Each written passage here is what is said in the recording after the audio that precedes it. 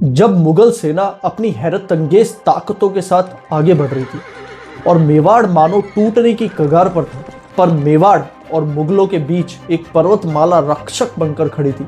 इसकी ऊबड़ खाबड़ चोटियां और घुमावदार घाटियां और घने जंगल मानो प्रताप के मौन साथी बन गए। जब मुगल सेना पूरे आत्मविश्वास से आगे बढ़ी तो इन पर्वतों ने झुकने से मना कर दिया। पर्वतों ने प्रताप के सैनिकों को ऐसे छुपाया जैसे माँ अपने बच्चों को। इन पर्वतों ने दुश्मनों की चालें बिगाड़ दी, घुड़सवारों को धीमा कर दिया। हर पत्थर, हर दर्रा, हर घाटी मानो एक किले की दीवार बन गई। और आज लगभग 450 साल बाद दिल्ली नगर के किसी न्यायालय में बैठा एक न्यायाधीश अगर इससे पर्वत मानने से इनकार करता है तो मुझे इससे तकलीफ है।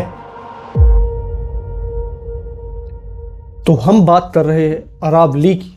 अरावली कोई एक पर्वत नहीं है, ये कई हजारों पर्वतों से मिलकर बनी हुई एक पर्वत श्रृंखला है जिसका जो विस्तार है वो दिल्ली एनसीआर से लेकर गुजरात के पालनपुर तक है।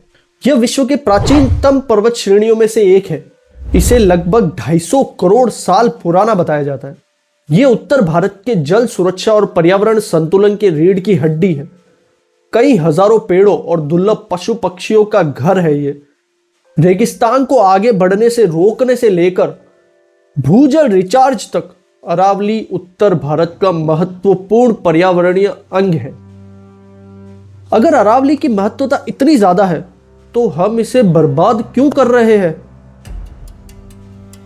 तो होता कुछ ऐसा है कि सुप्रीम कोर्ट अरावली में इल्लीगल माइनिंग को रोकने के लिए एनवायरमेंट मिनिस्ट्री को एम्प्लॉय करती है और उनसे कहती है कि आप वहां पर इल्लीगल माइनिंग को रोकिए और हमें बताइए कि अरावली की परिभाषा क्या होनी चाहिए और क्या नियम अरावली पर लागू होने चाहिए।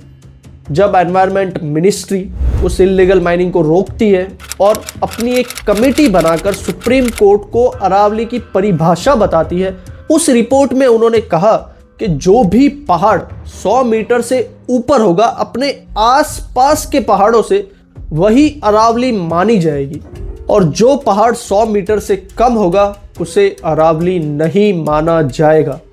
अब सबसे चौंकाने वाली बात तो यह है कि अरावली का 90% हिस्सा 100 मीटर से नीचे है।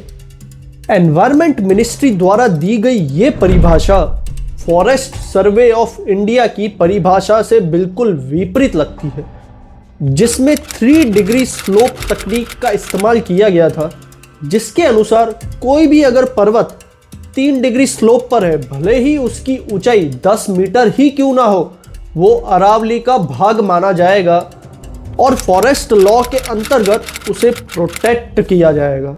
पर अब सुप्रीम कोर्ट ने एनवायरमेंट मिनिस्ट्री द्वारा दी गई इस परिभाषा को मंजूरी दे दी है और अब इसके बाद अरावली का 90% हिस्सा भू माफिया के कंट्रोल में आ जाएगा और हम आने वाले कुछ ही दशकों में अरावली को पूरी तरह से नष्ट होता हुआ देखेंगे। वो अरावली जिसने थार के रेगिस्तान को बढ़ने से रोका हुआ है, वो अरावली जो कि सैकड़ों वन्य जीवों का घर है, वो अरावली जिसने हजारों गांवों को अकाल से बचाया है, वो अरावली जिसने दिल्ली में पार्टिकुलेट मैटर 2.5 और 10 को जाने से रोका हुआ है।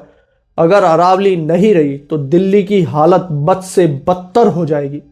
पर सबसे चौंकाने वाली बात तो यह है कि सरकार और सुप्रीम कोर्ट ने इस नियम को मंजूरी कैसे दे दी, वो भी ऐसे समय में जब दिल्ली का AQI 400 पार पहुंच गया है। हम सबको पता है कि भारत जो है वो एक विकासशील देश है और हर विकासशील देश में कंस्ट्रक्शन और इंडस्ट्रियल डेवलपमेंट का महत्वपूर्ण योगदान होता है। पर पर्यावरण को पूर्णतः बर्बाद करके ऐसा कंस्ट्रक्शन और इंडस्ट्रियल डेवलपमेंट करना क्या इतना जरूरी है? जब इंसान ही नहीं बचेगा तो इन गगनचुंबी इमारतों, इन ब्रिज, इन सड़कों का हम करेंगे क्या? सुंदरलाल बहुगुणा, अमृता देवी, मेधा पाटकर, ऐसे और भी कई नाम हैं जिन लोगों ने पर्यावरण को बचाने के लिए अपनी जान तक दे दी। क्या हम उनके बलिदान को ऐसे ही व्यर्थ जाने देंगे? क्या भू माफिया की पकड़ सरकार पर इतनी हो गई है कि वो जैसे चाहे सरकार से नियम और परिभाषाएं बदलवा सकती है? अब जब पूरा मीडिया अरावली के लिए चुप्पी साधे हुए, तब हमें सोशल मीडिया की ताकत को बताना पड़ेगा। हम लोगों को अपनी आवाज सरकार तक पहुंचानी पड़ेगी। इस परिभाषा को फिर से बदलना पड़ेगा, तभी हम अरावली को बचा सकते हैं। वरना 250 करोड़ साल पुरानी ये पर्वत श्रृंखला हम अपनी आंखों के सामने बर्बाद होता हुआ देखेंगे।